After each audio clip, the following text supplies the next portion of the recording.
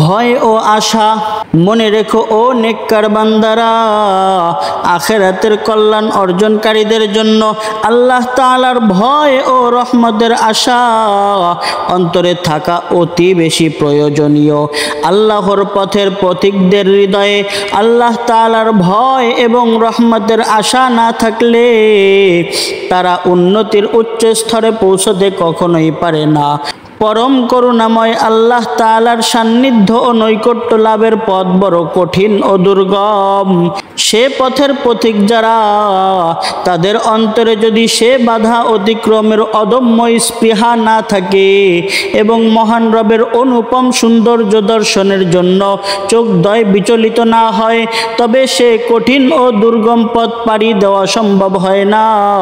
কারণ সে পথের স্থানে স্থানে শয়তান এসে অন্তরে কুমন্ত্রণা দিয়ে কুপ্রবৃত্তিগুলোকে জাগিয়ে তোলে, আর এ কুবৃত্তি মানুষকে জাহান্নামী বানায় ফেলে। শয়তান বিভিন্ন হৃদয় কারা জিনিসগুলো আল্লাহ তাআলার সন্তুষ্টি অর্জনরত মানুষদের সামনে হাজির করে দেয়। বিভিন্ন রকমের ফাঁদ পেতে শয়তান তাতে বসে থাকে। তার সে জাল ছিন্ন করা সবার পক্ষে সম্ভব হয়ে ওঠে না। যার অন্তরে আল্লাহ তাআলার ভয় বিদ্যমান থাকে, তাকে ধোঁকা দেওয়া শয়তানের জন্য সম্ভব হয়ে ওঠে না। মনে রেখো হে বন্ধু, আল্লাহ তাআলার শাস্তির ভয়ে ইবাদত করার চেয়ে আল্লাহর সন্তুষ্টির জন্য ইবাদত করাটা উত্তম। এই জগতে মহান মালিকের প্রতি বান্দার অন্তরে যে মোহাব্বত ও ভালোবাসার সৃষ্টি হয়, তার চেয়ে উত্তম কিছুই আর হতে পারে না। মহান রব্বুল আলামিনের প্রতি এবং তার প্রিয় হাবিবের প্রতি তুলনাহীন ভালোবাসা না থাকা বান্দার পক্ষে তা চরম অকৃতজ্ঞতা ছাড়া আর কিছুই হতে পারে না। রাসূলুল্লাহ সাল্লাল্লাহু আলাইহি ওয়াসাল্লাম বলেছেন, তোমাদের প্রত্যেকের পক্ষে একান্ত আবশ্যক যে আল্লাহ তাআলার প্রতি অন্তরে অগাধ ও ভালোবাসা উৎপন্ন করে দুনিয়াকে ত্যাগ করে দেওয়া। রাসূলুল্লাহ সাল্লাল্লাহু আলাইহি ওয়াসাল্লাম এক ব্যক্তিকে তার মৃত্যুর সময় জিজ্ঞাসা করেছিলেন, তুমি এখন নিজের অবস্থা কেমন মনে করছো?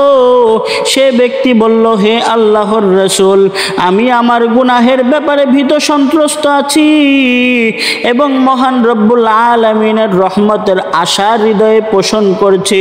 তখন রাসূলুল্লাহ সাল্লাল্লাহু আলাইহি ওয়াসাল্লাম বললেন, এরূপ সময়ে যে ব্যক্তির হৃদয়ে এ দুটি বিষয়ের সমাবেশ ঘটে, অর্থাৎ আযাবের ভয় ও রহমতের আশা যার অন্তরে আসে, এটা ভালো লক্ষণ। আল্লাহ রাব্বুল আলামিন হযরত ইয়াকুব আলাইহিস সালাতু ওয়াস সালামকে বললেন, হে আমার নবী ইয়াকুব, তুমি কি জানো আমি ইউসুফকে তোমার কাছ থেকে কেন বিচ্ছিন্ন করেছি? এর কারণ ছিল তুমি তোমার পুত্রদের বলেছিলে, আমি আশঙ্কা করি তোমাদের অসতর্কতার কারণে বাঘ তাকে খেয়ে ফেলে দিতে পারে। তুমি এখানে বাঘের ভয় কেন করলে? আমার করুণার আশা কেন তুমি করলে না? ইউসুফের ভাইদের অসতর্কতার কথা তোমার খেয়াল ছিল, আর আমার নিরাপত্তার কথা তোমার কি মনে পড়ে নাই? হযরত আলী রাদিয়াল্লাহু তাআলা আনহু এক ব্যক্তিকে তার নিজের অপরাধের কথা স্মরণ করে চরম হতাশা প্রকাশ করতে দেখলেন। হযরত আলী রাদিয়াল্লাহু তাআলা আনহু সে ব্যক্তিকে বললেন, ও ভাই, হতাশ হইও না, মহান রব্বুল আলামিনের রহমতের ভান্ডার তোমার অপরাধ অপেক্ষা অনেক বড়। একদিন রাসূলুল্লাহ সাল্লাল্লাহু আলাইহি ওয়াসাল্লাম সাহাবায়ে কিরামদের উদ্দেশ্য করে বললেন, আমি যা জানি তোমরা যদি তা জানতে তাহলে তোমরা অবিরতভাবে কান্নাকাটি করতে, হাসি ঠাট্টার কথা মনেও তোমাদের আসতো না। জনমানব শূন্য প্রান্তরে গিয়ে বুক চাপড়ে উচ্চ আওয়াজে তোমরা কাঁদতে। অতঃপর হযরত জিবরাইল আলাইহিস সালাতু ওয়াস সালামকে আল্লাহ তাআলা পাঠিয়ে দিলেন। জিবরাইল আলাইহিস সালাতু ওয়াস সালাম এসে বললেন, ইয়া রাসূলুল্লাহ সাল্লাল্লাহু আলাইহি ওয়াসাল্লাম, আল্লাহ পাক আপনাকে বলেছেন আমার আমার বান্দাদেরকে আপনি নিরাশ কেন করছেন? তারপর রাসূলুল্লাহ সাল্লাল্লাহু আলাইহি ওয়াসাল্লাম সাহাবায়ে কেরামদেরকে আল্লাহ তাআলার অসীম দয়া ও করুণার কথা শুনিয়ে আশ্বস্ত করলেন।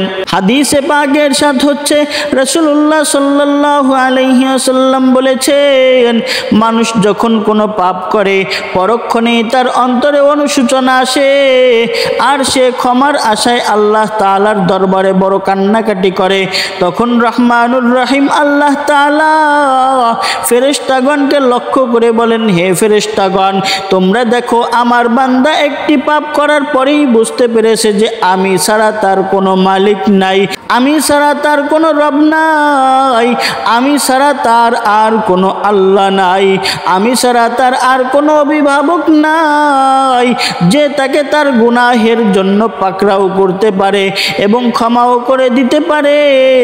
আমি তোমাদের সাক্ষী রেখে বলছি যে আমি ওই বান্দাকে ক্ষমা করে দিলাম। সুবহানাল্লাহ। ও প্রিয় নবীর উম্মতের দল, আল্লাহ তাআলা এতই দয়ালু ও মেহেরবান যে তার নিকট খাঁটি দিলে তওবা করলে গুনাহগারের সমস্ত গুনাহ তিনি মাফ করে দেন এবং তার জন্য অসংখ্য নিয়ামতের দরজা আল্লাহ তাআলা খুলে দেন। সুবহানাল্লাহ। ও প্রিয় নবীর উম্মতের দল, নবীজি সাল্লাল্লাহু আলাইহি ওয়াসাল্লাম বলেন, খাঁটি দিলে তওবাকারীর গুনাহ আল্লাহ পাক এমন ভাবে মাফ করে দেন যেন সে কোনো গুনাহই করে নাই। ফেরেশতাদের নিকট লিপিবদ্ধ সমস্ত প্রমাণাদিও মুছে ফেলা হয়। সুতরাং সাক্ষী দেওয়ার মতো আর কেউ থাকে না এবং কিয়ামতের দিন সেসব গুনাহ আর আল্লাহ তাআলার দরবারে উপস্থিত করা হবে না। ফলে এই গুনাহগুলোর জন্য বান্দাকে কিয়ামতের দিন কোনো প্রকার লজ্জিত ও লাঞ্ছিতও হতে হবে না। মাওলানা